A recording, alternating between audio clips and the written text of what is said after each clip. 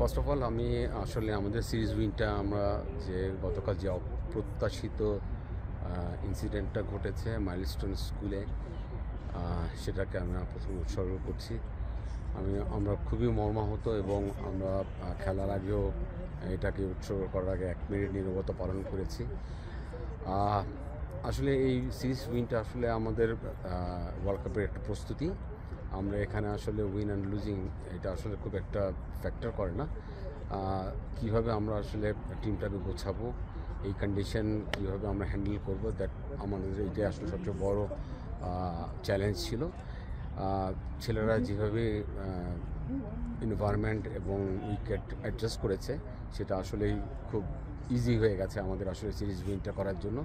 Last ম্যাচটা আমরা একটু সাফল করেছিলাম যে আমরা যে রেস্ট অফ দ্য বয়েজ যারা ছিল তাদেরকে আমরা একটা এক্সপিরিয়েন্স দেওয়ার জন্য আসলে লাস্ট ম্যাচটা খেলেছি। আমরা আসলে স্ট্রেংথটা বুঝতে চেয়েছি, আমাদের বেঞ্চে যারা বসা আছে তাদেরকে কিভাবে আমরা আসলে এক্সপিরিয়েন্স দিতে পারি। দিস দ্য রাইট টাইম যে ওই এক্সপিরিয়েন্সটা আমরা দিতে পেরেছি। তারপর আমি বলবো যে ফ্রম দ্য বিগিনিং আমাদের ম্যান অফ দ্য সিরিজ এসেছে যাওয়াদের ব্যাট থেকে, মানে যাওয়াদের পারফরমেন্সে।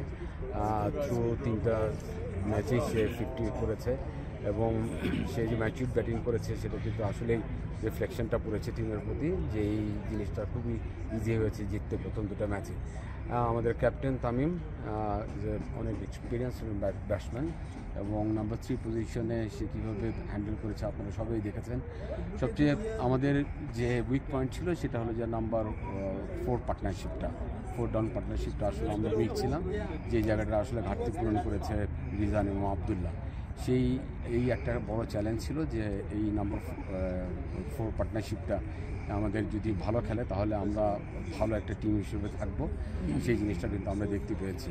ইয়েস, আমাদের পেস বোলাররা doing so well through first two matches.